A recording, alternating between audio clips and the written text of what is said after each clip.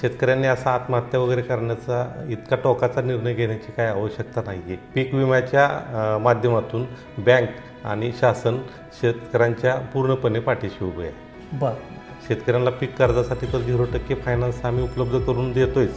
शेतकऱ्यांची जी मुलं आहेत त्या मुलांना सुद्धा आपण एज्युकेशन लोन असं परदेशात जाण्यासाठी शिक्षणासाठी जो काय घेतोय ह्याच्यासाठी 6% व्याजदराने खूप कमी अल्प व्याजदराने कर्ज पुरवठा करण्याचं काम.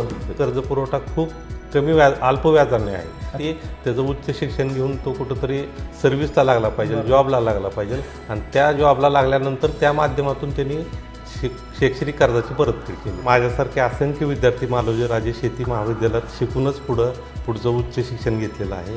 जे माझं जे काही मला शिस्त जे लागली शाळेची किंवा शाळेनंतर जे काही थोडंसं 11वी-12वी जी शिस्त लागली त्या पाठीमागं निकम सरांचा खूप मोठा वाटा आहे. आणि प्रत्येक विद्यार्थ्याची अडचण सोडवणं हे काम निकम सरांनी खूप चांगल्या पद्धतीने हँडल करत होते. त्यामुळं माझ्यासारखे आज असंख्य विद्यार्थी वेगवेगळ्या पदावरती काम करत असले तरी सरांबद्दल एक आदरयुक्त भीती पण आहे आणि तेवढाच आदर पण आहे. नमस्कार, मी प्राध्यापक अविनाश नरोटे. फलटण एज्युकेशन सोसायटीमध्ये मालोजी राजे शेती विद्यालय आणि ज्युनियर कॉलेजमध्ये शिकून गेलेले असंख्य असे विद्यार्थी आहेत की ज्यांनी महाराष्ट्रामध्ये किंबहुना भारतामध्ये आपलं अस्तित्व अतिशय मोठ्या पोस्टला नेऊन ठेवलेलं आहे. त्यावेळी ज्यावेळेस निकम सर प्राचार्य होते त्या काळामध्ये आजपासून 20, 25, 30 वर्षांपूर्वीचा काळ अतिशय दुर्गम भाग आणि चॅलेंजेस करिअरचे खरं तर खूप मोठे असायचे. त्यावेळी खरं तर जे विद्यार्थी त्या ठिकाणी शिकायला यायचे actually they were born with a talent, म्हणजे त्यांच्यामध्ये जन्मताच एक वेगळा टॅलेंट नक्कीच असायचा. पण मालोजी राजे शेती विद्यालय आणि स्पेशली निकम सरांचा गायडन्स ज्यावेळेस मिळतो त्यावेळेस एक मिरॅकल घडतं असं म्हणतात आणि त्याची प्रचिती आपल्याला नेहमीच आलेली पाहायला मिळते. याच्या आधी पाहिलेले आपले व्लॉग्स, ऐकलेले तुम्ही इंटरव्ह्यूज आणि आपण आत्ता ज्या काही बाईट्स घेतोय ह्या पण आपल्याला त्याच गोष्टींचा रिसेंबलनेस जाणवून नेहमीच देत असतात. पुन्हा एकदा एक बाईट घेऊन येतो आहे, पुन्हा एकदा नवीन विद्यार्थ्याला आपल्या सगळ्यांच्या समोर आणत आहे की ज्यांनी आपल्या मालोजी राजे शेती विद्यालयामध्ये आणि सरांच्या हाताखाली शिकण्याचं काम केलं आणि आपली एक नव्यानं चांगली ओळख त्या ठिकाणी निर्माण केली. असेच आपल्या PDCC हेड ऑफिसमध्ये डेप्युटी जनरल मॅनेजर म्हणून काम करत असणारे अभिजित हेगडे सर. सर नमस्कार. नमस्कार. हेगडे सरांनी माझ्या माहितीप्रमाणे आपण इंदापूर तालुक्यातल्या निंभोरे गावातून आपण. नाही, माझं गाव इंदापूर तालुक्यामध्ये निमगाव केतकी. Okay sorry, Nimgaon Ketki. आणि त्या गावामध्ये आपला जन्म पण आणि शिक्षण पण झालं. बरं. त्या गावातून सरांनी आपल्या मालोजी राजे शेती विद्यालयामध्ये ॲडमिशन घेतलेलं होतं. सर आपला जन्म नक्की कधी झाला होता? माझा जन्म 1978 साली झाला. बरं. माझं 10वीपर्यंत शिक्षण पुणे जिल्हा शिक्षण मंडळ निमगाव केतकी येथे झालं. बरं. त्यानंतर मला ॲग्रिकल्चर कॉलेजला ॲडमिशन घेण्यासाठी आमचे चुलते स्वर्गीय अण्णासाहेब हेगडे हे त्या काळी BSc ॲग्री झाले होते आणि त्यांनी मला सांगितलं होतं की तू पण ॲग्रिकल्चर ग्रॅज्युएट हो. यासाठी मी त्यावेळेस आपले निकम सर आणि आमचे चुलते स्वर्गीय अण्णासाहेब हेगडे हे कॉलेजला बरोबर शिकत होते. त्यामुळे त्यांनी मला सुचवलं की तुला जर ॲग्रिकल्चरला ॲडमिशन घ्यायचं असेल तर निकम सरांकडे जाऊन फलटणला ॲडमिशन घे. म्हणजे त्यांच्या शिस्तीमध्ये तुझं जर शिक्षण झालं तर त्या शिस्तीतून तुम्हाला एक चांगल्या प्रकारचं मार्क पडून तुम्हाला ॲग्रिकल्चर कॉलेजला ॲडमिशन मिळेल. त्यामुळं मी ॲक्च्युली ॲग्रिकल्चर कॉलेजला कोणत्या साली ॲडमिशन घेतलं? मी 2094 साली माझं 1994 साली मी फलटणला ॲडमिशन घेतलं आणि मी तिथून पासआउट 1996 साली झालो. अच्छा, म्हणजे 1994-95ला 11वी आणि 95-96ला मी 12वीला तिथं होतो. तिथे कोणता विषय घेऊन शिकला? मी तिथं क्रॉप सायन्स विषय घेऊन शिकलो. आणि त्यामध्ये मला तिथं पवार सर तिथं होते क्रॉप सायन्स ह्या विषयासाठी. आणि माझं ॲडमिशनच निकम सराच्या म्हणजे आमचे चुलते आणि निकम सर बरोबर असल्यामुळं माझ्यावरती एक निकम सराचं एक वेगळं लक्ष असायचं. म्हणजे तसं सरांचं सगळ्याच विद्यार्थ्यांवरती लक्ष असतं त्याच शिस्तीने त्याच्यामुळे माझ्यावर जास्त प्रेशर असायचं की बाबा मी एका वेगळ्या ओळखीने तिथं आलेलो आहे. त्याच्यामुळं मी माझं जे काय मला शिस्त जे लागली शाळेची किंवा शाळेनंतर जे काय थोडंसं 11वी-12वी जी शिस्त लागली त्या पाठीमागं निकम सरांचा खूप मोठा वाटा. ग्रेट. खरं तर असं म्हणले जातात की पूर्वीच्या काळी छडी लागे छमछम विद्या येई घमघम. म्हणजे सरांच्या बोलण्यातून आता जाणवतं आहे की सरांच्या डेव्हलपमेंटमध्ये सरांच्या शिस्तीचा खूप म्हणजे निकम सरांच्या शिस्तीचा खूप मोठा भाग आहे.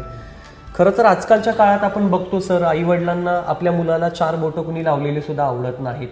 पण त्या काळामध्ये सरांचं जे तुम्ही शिस्त सांगताय, ही शिस्त एक आदुर्युक्त भीती पण मुलांच्या मनात कदाचित सरांबद्दलची नक्कीच असेल. तर तुम्ही ज्यावेळेस त्या शाळेमध्ये आला, मालुराजे शेती विद्यालयामध्ये, त्यावेळेस असं काही ठरवून आलेलं होता की ह्या 2 वर्षात मला काय टार्गेट पुढं अचीव्ह करायचं? ॲक्च्युली त्या मालुराजे शेती विद्यालयात सगळ्या माझ्यासारखी जसे ग्रामीण भागातून मुलं येत होती तसे सगळी ग्रामीण भागातलीच मुलं तिथं शाळेत ॲडमिशन घेत होती. कारण प्रत्येक जणाचं एक टार्गेट असायचं की 11वी-12वी झाल्यानंतर मला कुठंतरी ॲग्रिकल्चर कॉलेजला किंवा ॲडमिशन मिळेल. तिथं येताना सगळे ग्रामीण भागातली मुलं असतात, पण त्यांच्यावरती एक आदरयुक्त शिस्त पण आणि तेवढंच मायेने विचारपूस करणं आणि प्रत्येक विद्यार्थ्याची अडचण सोडवणं हे काम निकम सरांनी खूप चांगल्या पद्धतीने हँडल करत होते. त्यामुळं माझ्यासारखे आज असंख्य विद्यार्थी वेगवेगळ्या पदावरती काम करत असले तरी सरांबद्दल एक आदरयुक्त भीती पण आहे आणि तेवढाच आदर पण आहे. ग्रेट. सर, आज तुम्ही ज्या पदावरती आहात, डेप्युटी जनरल मॅनेजर म्हणून इथे काम करताय. आता मी आपल्या आधीच आपले जनरल मॅनेजर शितोळे साहेब आहेत, त्यांच्याशी ही चर्चा या संदर्भात केली की आपली जी बँक आहे ती स्पेशली शेतकऱ्यांसाठी काम करते. तुम्ही मालुराजे शेती विद्यालयात शिक्षण घेतलं, आता एवढ्या मोठ्या बँकेत तुम्ही जी शेतकऱ्यांशी डायरेक्ट कनेक्टेड आहे अशा बँकेत तुम्ही काम करताय. तुम्हाला एक साधा प्रश्न असा आहे की भारत हा कृषीप्रधान देश आहे. ह्या कृषीप्रधान देशामध्ये शेतकऱ्याला समोर ठेवून या बँकेचं तुमचं वैयक्तिक आता नक्की काय प्लॅनिंग आहे किंवा परसेप्शन काय गोल ठेवून पुढे काम करताय? तर आता ज्यावेळेस आमच्या बँक आणि आमचं संचालक मंडळ आज पुणे जिल्हा मध्यवर्ती सहकारी बँक आज बऱ्याच दिवसापासून शेतकऱ्यांना 0% व्याजाने म्हणजे 0% व्याजाने कर्ज पुरवठा करण्याबाबत निर्णय वेळोवेळी घेतलेला आहे आणि त्याची अंमलबजावणी पण केलेली आहे. त्याच्यामध्ये केंद्र शासन असेल, राज्य शासन असेल ह्यांचा पण वाटा आहे. पण आपल्या पुणे जिल्हा शिक्षण मंडळाच्या पुणे जिल्हा मध्यवर्ती सहकारी बँकेच्या संचालक मंडळ हे शेतकऱ्यांना 0% व्याजदराने तसेच त्यांच्या वेगवेगळ्या प्रोजेक्टसाठी कसा फायनान्स सुरळीत होईल याबाबत नेहमीच आग्रह असतं आणि त्याची अंमलबजावणी करण्याचं काम आमच्यासारखे अधिकारी करत असतात. अच्छा, म्हणजे आता थोडक्यात महाराष्ट्रातल्या शेतकऱ्यांसाठी पण खरं तर ही खूप इम्पॉर्टंट विषय आहे की ज्यावेळेस काही शेतकी अधिकारी असतात किंवा ॲग्रिकल्चर ऑफिसर्स आपण त्यांना म्हणू शकतो, डेव्हलपमेंट ऑफिसर्स असतात आणि PDCC सारखी बँक असेल, नाबार्ड सारखी बँक असेल, ह्या ज्यावेळेस शेतकऱ्यांच्या पाठीशी उभ्या राहतात त्यावेळेस आपण आत्महत्या करणं हा तर विषय दूरपर्यंत आपल्या डोक्यात पण नाही आला पाहिजे. पण कधी परिस्थितीच अशी असते की निसर्गाच्या पुढे आपल्यासारखं काहीच चालत नाही आणि आपण जर आजकाल बघतो की सायकलच बदलून गेलेली आहे. म्हणजे कुठला ऋतू कधी येईल सांगता येत नाही. म्हणजे कधी उन्हाळ्यामध्ये पण पावसाळ्याचा फील येतो, पावसाळ्यामध्ये उन्हाळ्याचा फील येतो किंवा हिवाळ्यामध्ये पण पावसाळ्याचा फील येतो. आणि ज्यावेळेस अवकाळी येते त्यावेळेस शेतकऱ्यांचं खूप मोठ्या प्रमाणात नुकसान होत असतं. अशा वेळी बँक म्हणून किंवा अधिकारी म्हणून आपण शेतकऱ्यांच्या पाठीशी कसे उभे राहतात? आता ह्या बाबतीत केंद्र शासन आणि राज्य शासनानेच पीक विम्याचा जो निर्णय घेतलेला आहे ना, त्याची ह्या अवकाळी पावसाने किंवा जे काही नैसर्गिक आपत्तींनी जे शेतकऱ्यांचं नुकसान होतं ह्याच्यासाठी पीक विम्याच्या माध्यमातून बँक आणि शासन शेतकऱ्यांच्या पूर्णपणे पाठीशी उभे आहे. बरं, पण मग आता याच्या माध्यमातून आपण शेतकऱ्यांना एक मेसेज दिला पाहिजे की आपण आत्महत्या करणं थांबवलं पाहिजे. तेही प्रमाण बऱ्यापैकी कमी झालेलंच आहे, नाही असं नाही.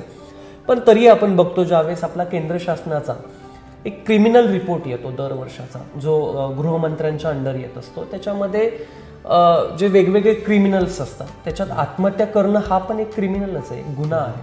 तर त्याच्यामध्ये आत्महत्या करणाऱ्यांची जी संख्या येते त्याच्यामध्ये मोस्ट ऑफ द आत्महत्या जे सुसाईड केसेस असतात ह्या शेतकऱ्यांच्या असतात. तर आपण या प्लॅटफॉर्मवरून आपल्या महाराष्ट्रातल्या शेतकऱ्यांना काय मेसेज देऊ इच्छिता?